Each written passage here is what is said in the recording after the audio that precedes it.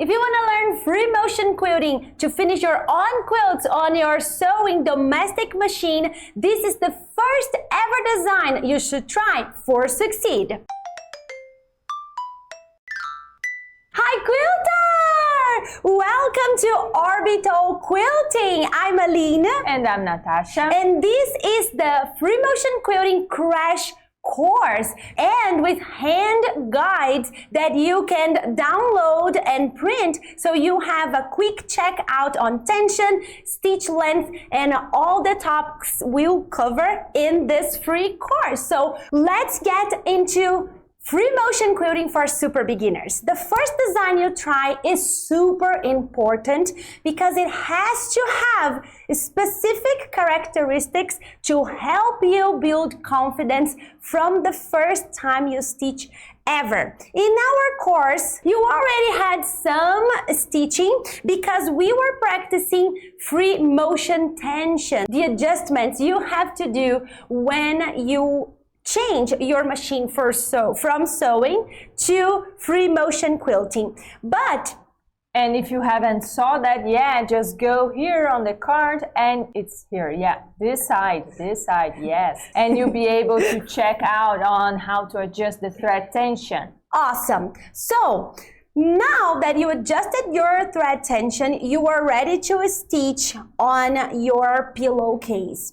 We are starting by showing to your brain what you have to do. So we have the orbital board, which is this awesome tool here that comes with a lot of fun stuff. You can do that on paper if you don't have your orbital board, which we assume you don't, as you were just beginning on free motion quilting. We are assuming you have just your sewing machine and quilts to finish. So, so you can do this on paper, okay? But it's important that you see us and then you do, so your brain can understand that we are just having fun, okay? So we are starting at one corner and all you have to do is to do some straight lines. So because we already did some zigzag when we were adjusting the tension, now it's a good time for you to revisit that so you have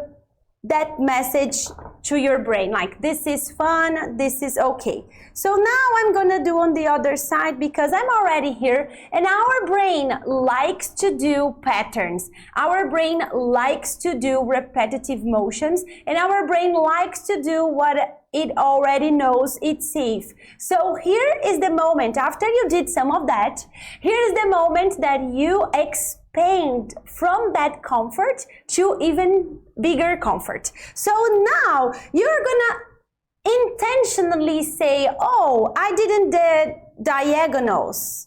What if I do this? What if I do a square? What if I go there and do a triangle? This all are free motion quilting straight line only, so it's super easy. And when you associate with forms that your brain already knows, it will say, oh my God, this is it? This is what we're doing? This is so fun. When you eventually got stuck, you can simply cross. So here is where your brain will be, whoa, whoa, whoa, wait a minute. This is not what we were doing. We cannot do this. Remember when we tried the meander and you could not make any point, you could not cross, you could not make it too big or too small, you could not breathe, you could not leave, you could not dream about beautiful quilting because everything was so hard. So at this moment, that's why it's important you do this on paper before, so your brain can understand that we can cross. This is the goal here. This is what we are doing here. This is a different situation, okay? So once you got there, now you can experiment. So every people do this design a little different. But what it's important right now is that you keep crossing. So you can fill your whole quilt with zigzags and figures, and then cross if you want. It really doesn't matter how you will feel this.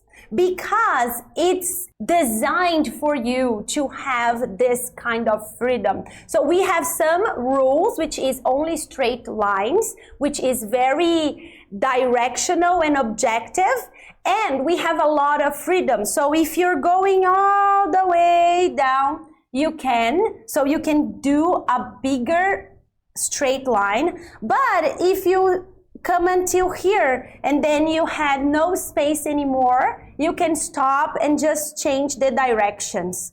So you can do it smaller designs and then cross it.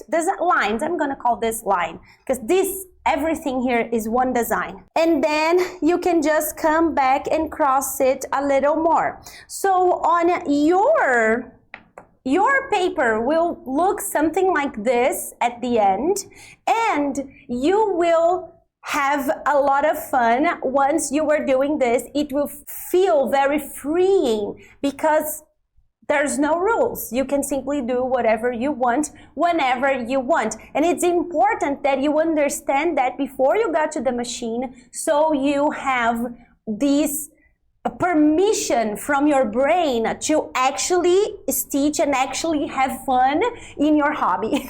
Yeah, so maybe you're looking at this and you say, oh, but this doesn't look like a beautiful design or something that I would want on a real quilt. Yeah.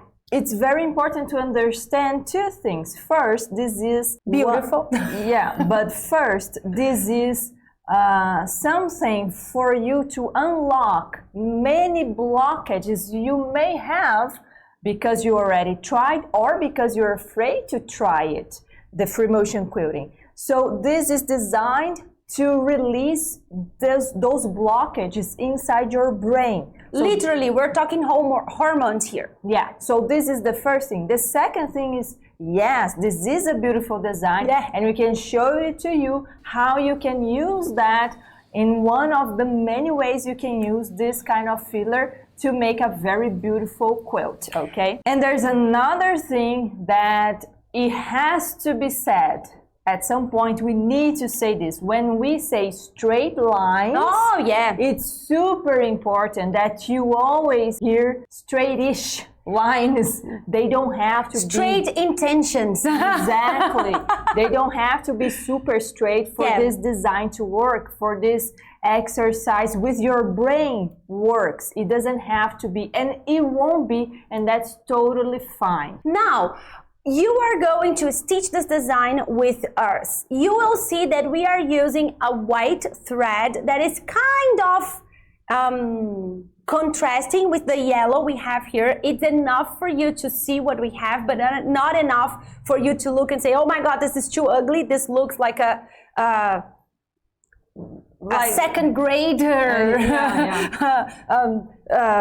recreation thing. But if you use a matching thread in the color of the same fabric you're using, or closer to the fabric, if you have a fabric with lots of colors, closer to the color of your fabric, you will see a beautiful texture. You will unlock lots of skills in your brain for your free motion quilting growth and success, and you will have a beautiful result at the end. Okay, so choose your thread accordingly and let's get started. Now we are at the machine, and the first thing we need to do, of course, is to put your thread here. I'm using threadable thread, white thread. And the second thing, check if your quilting foot is lowered.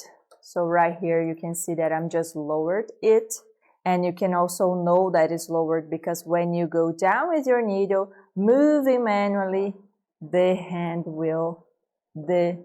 needle and the quilting foot will go down together. If this is not happening, this is a sign that this is not lowered. So I just grab my bobbin thread as we did when we were doing thread tension adjustments in the previous class. I did the same thing to grab the bobbin thread. The bobbin thread is the same color than the needle thread. And now that we're going to quilt, I must use this amazing gecko gloves that we call it, because we do have those grips on all fingers and the hand completely, and we do not cut this because we want our hands to be still and comfortable and have the most area, the biggest area we can have in order to actually maneuver this quilt and be very comfortable in this position. Okay, now in order to start this, I will have to hold this thread. So I'm going to put this other side so it's not in the middle of the area I'm going to quilt, and I'm going to hold with my hand these tails of thread that I'm going to bury later on. And now is the moment where I'm going to start my straightish lines. Okay, like this. And you can do a bunch in the same direction, just like Aline did on the orbital board. And once you did some, you can say, okay, I'm going to try something else. So now I was doing them vertically, now I'm going to do them horizontally. And I'm not going to turn my sandwich at this moment. Also, please mind that the way I position my sandwich here is in a way that I have the least amount of sandwich inside the meshing throat. I have a lot of things here, but right here I just have the toilet paper margin, so I'm able to maneuver this perfectly. And once you have both on different directions, you can start doing the shapes. So right here you can just put a square, the size you want. And remember when I said straightish line, this is what I was meaning, like this. You see, it's just straight enough, but you don't have to worry about this being super straight. Another very important thing when you're doing your Free-Motion is that you always keep your hands close in the same direction of the needle. So don't leave one hand super far from the needle here. Always leave them here, and then you don't need to worry about making giant things. If you're not comfortable with that yet, it's okay. I'm going to start crossing things a little bit and just experimenting, going in different directions, different sizes. Right here, maybe I can do a bigger one and see how I feel about it. It's really important that you allow yourself to experiment those different things, and you go crossing and simply think about filling the space as it goes. You don't need to worry, oh my God, I just did some rectangle here, so I cannot do another one. No, don't think about those things. Just feel like, oh, I'm in the mood of doing a line here and then another one there. Oh, what about if I try a bigger one to see how it goes? And then pay attention on your body. How does it feel?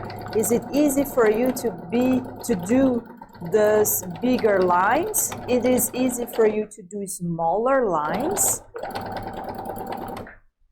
Do that. Really mindful moment.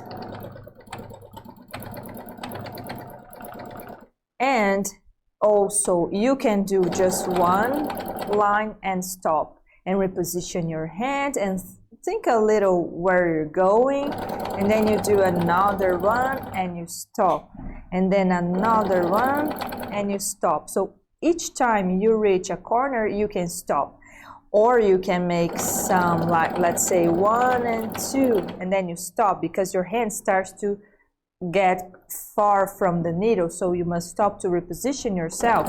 You also are going to realize how much quilting you can do without stopping, but you don't have to quilt a lot without stopping. This is not a need at all.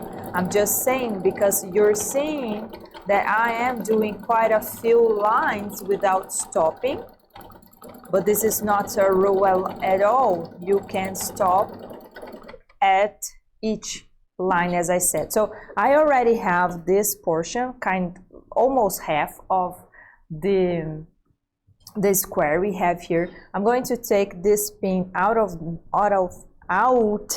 my way now, and I'm going to continue this very fun moment. Remember, it's not a remembrance, actually, it's just a information I need to give you. If you start to notice some inconsistency on your stitch length, do not worry, we're going to have a class about it. It's the next one. But we really wanted you to start doing this first contact with Free-Motion. And then there's another thing I must tell you, that is, you can see here that I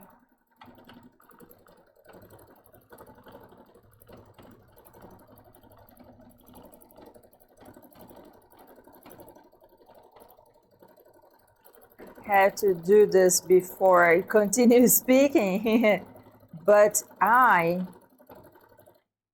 don't have, right here is the end of my machine. I don't have a extension table here, or my machine is mounted on the table. So I have all of this surface level up with the machine. This is not happening, and yet I can do this.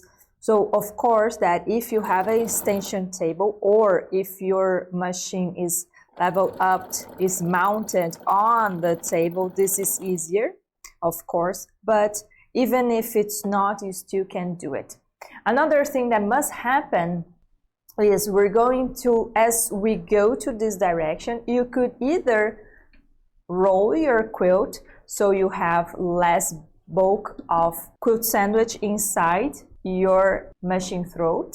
You can simply do this.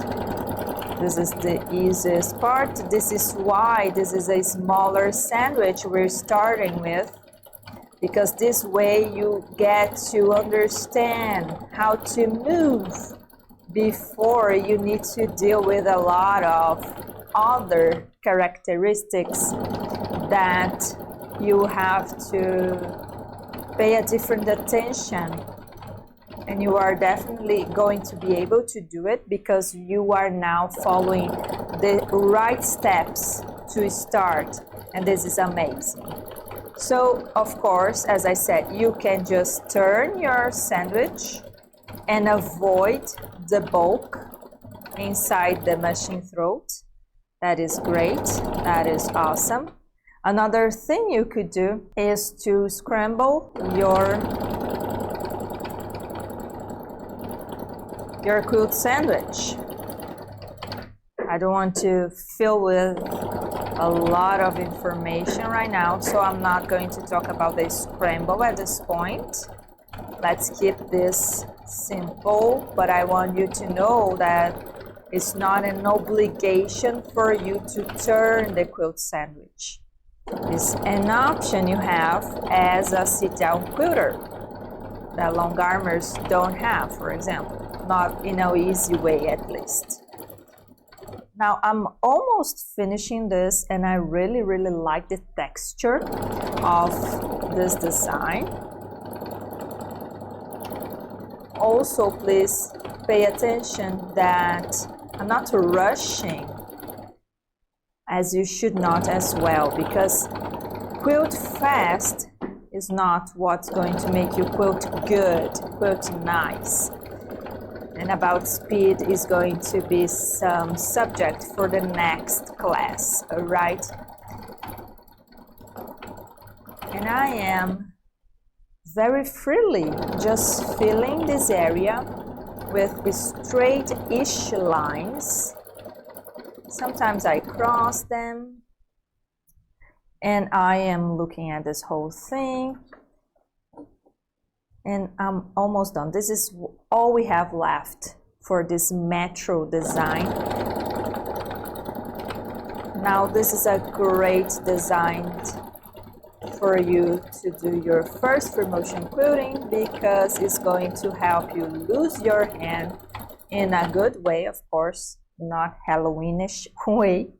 and you're going to be able to feel this whole area and feel how it goes, how it moves, how you have to move, and how it feels when you go to one direction or the other. Now what I'm doing is clipping the needle thread, and then I'm holding that thread once more, coming down the hole I already have for the last stitch, coming up, and here I have the bobbin thread, and then we're going to bury these threads